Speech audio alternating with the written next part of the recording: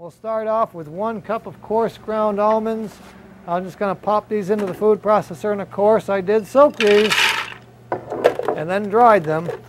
And if you're not wanting to do that every time you make a recipe, when you buy your almonds, soak them from 6 to 8 hours and then stick them in the dehydrator and dry them. And then they're perfectly stable. And then when you want to make a recipe, you're ready to go. Let's see if we can get this to work this time. Hey, we're working. Real quick. A little bit more.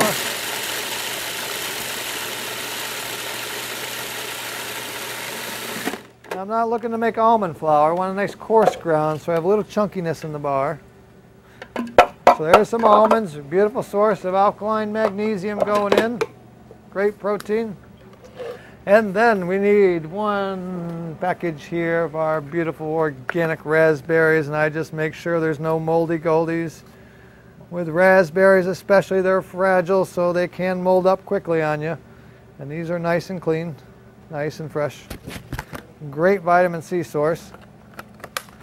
And what else do we need? Little nuts or seeds of choice. In this case, I'm leaning for the sesame seeds to get nice calcium and good protein. And about 1/4 to 1/2 cup.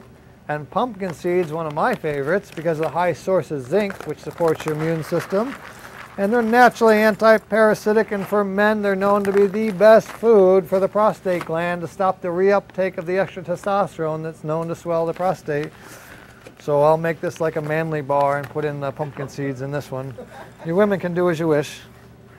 Well, pumpkin seeds, I think it's nice with your nuts and seeds, have a variety.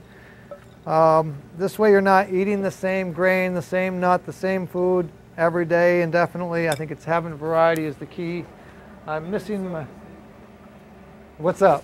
Did you soak the seeds? Yes, these were soaked. The sesame seeds were not, truthfully. But I mean the pumpkins were? Yes, and then I take them, dry them, and then I stick them back in, and then they're good to stick around, whoa, almost indefinitely.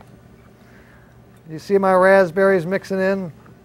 Now, we're missing a couple more ingredients, a teaspoon of vanilla. We'll stick in about a teaspoon. About a teaspoon. 1/4 teaspoon of sea salt. We'll sprinkle in. Sea salt just gives a little balance. And of course, as we say, only sea salt, never table salt. Sodium chloride, we want all 88 minerals in the periodical table in the sea salt to be perfectly balanced for the body.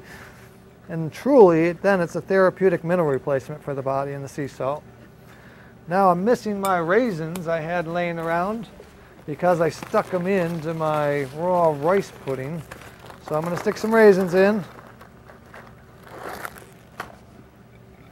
And what else are we missing? We're missing our chia seed. How could we forget the chia seed powder? In this case, I'm going to use the chia seed powder that we moved way over here. Somewhere I had one that's open. And the chia seed powder really just helps as a nice binder. About 1/4 to 1/2 cup. You really don't pick up a lot of flavor from it, but it's going to help hold this together when we make our bar and make our little loaf. Now somewhere in here we need some agave or maple syrup. And in this case, in a bar, I'd rather have the maple syrup. Maple syrup has a stronger flavor, but I'll tell you, for this bar, it just brings up a better character. You can put agave in, you can put honey in, but for some reason I've really fallen in favor having the maple syrup in here. And for an energy bar, I'd rather have the extra glucose. You know, if you're diabetic, then move away from it. But by having the maple syrup in there, you're going to have longer chain sugars that are going to be sustaining for energy production. And of course, I've got my chia seed already in there. So I've got over a day's worth in every single bite worth of energy going in. Just going to slide down to a food dehydrator tray real quick and form it into a little mold. The vanilla, I did sneak the vanilla in. That's a good call though, you never know with me. Always got to check the recipes, make sure I'm following the script. When I start babbling, I start forgetting. Make ourselves a nice little bar, about, oh, let's say 3/4 inch thick or so. Spread it out. And that's it. That's our bar. Use any fruit that you like. You see what I have over there is the finished product. I have some blueberry, a blueberry bar and a raspberry bar. I'll stick it in, and literally I'll dehydrate this overnight. You decide what you want your texture to be. But you see, this bar has got a thickness to it.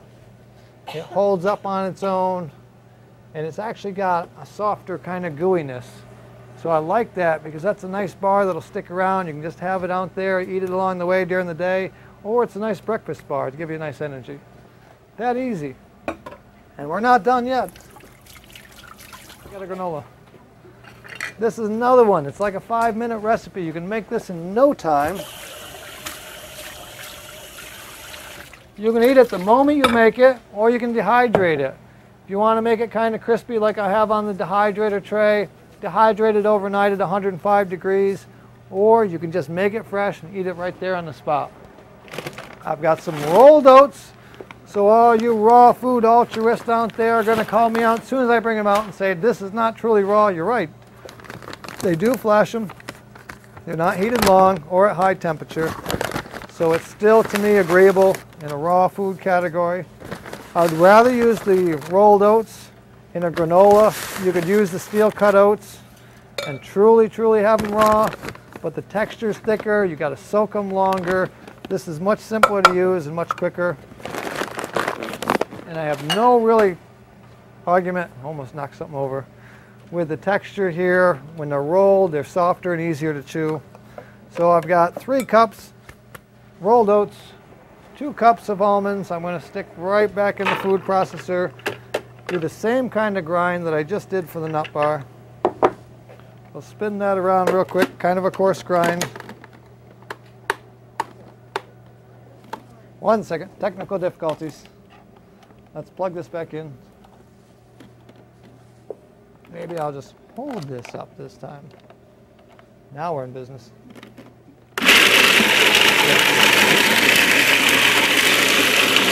One more almond.